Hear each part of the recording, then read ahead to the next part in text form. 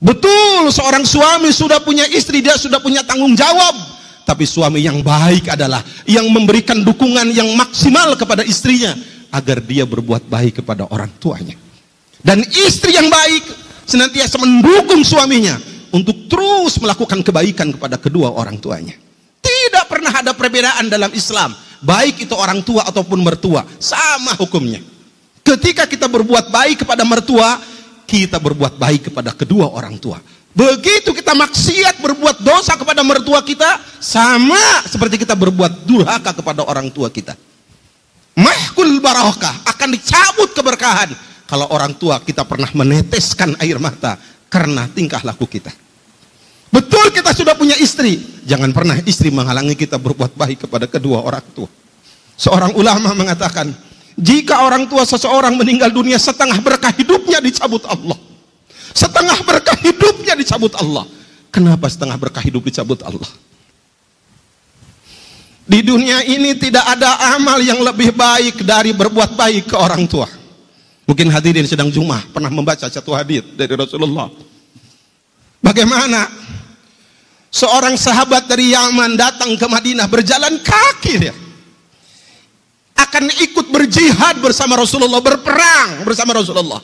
Rasulullah mengatakan, kamu punya dua orang tua, punya, pulang kamu, pulang, berbuat baiklah kepada kedua orang tua kamu. Jihad, berperang, mati syahid, itu di bawah kita berbuat baik kepada kedua orang tua kita. Kita punya harta, kadang-kadang orang tua kita lemah dalam ekonomi. Kita bisa anak kita sekolahkan tinggi-tinggi, tapi orang tua kita kekurangan. Anak yang soleh adalah anak yang senantiasa memperhatikan orang tua. Lebihkan perhatian kita kepada orang tua kita. Berikan perhatian maksimal kita kepada orang tua kita. Hidup kita akan berkah di dunia ini.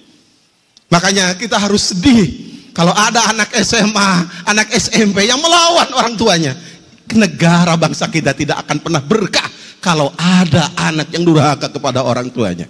Saya pernah ceramah di salah satu SMA dan saya tanyakan pada seluruh anak SMA yang hadir saat itu, siapa di antara Anda yang belum pernah berbohong kepada orang tua? Semua anak, tidak ada yang mengacungkan tangan. Berarti semua anak pernah berbohong kepada orang tua. Nangis hati saya. Jangan-jangan anak kita juga pernah berbohong kepada kita. Orang tua segala-galanya buat kita. Kenapa berkah seseorang dicabut? Setengahnya kata seorang ulama, ketika orang tuanya meninggal dunia, tidak ada orang yang tiap hari mendoakan anak dengan ikhlas selain orang tua.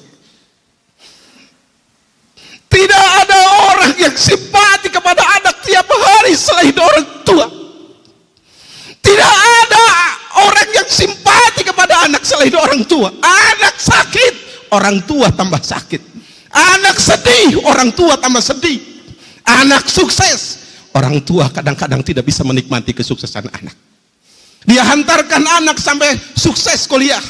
Kemudian orang tua pun berpikir, bagaimana anak saya cari kerja? Begitu anak kerja, anak lupa sama orang tuanya, ingin segera menikah. Dan dengan bangga dan bahagia, orang tua menghantarkan anaknya menikah. Ketika anak punya cucu, orang tua bahagia lagi dengan cucu yang dilahirkan dari anaknya. Luar biasa.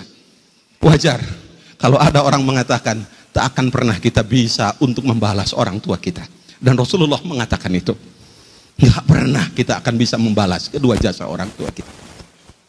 Hidup kita ingin berkah, jangan pernah kita lupa berbuat baik kepada orang tua.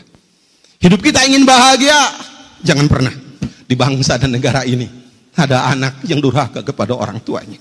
Mari kita bimbing adik-adik kita dan kita bimbing diri kita agar patuh kepada orang tua kita dengan sebaik-baiknya.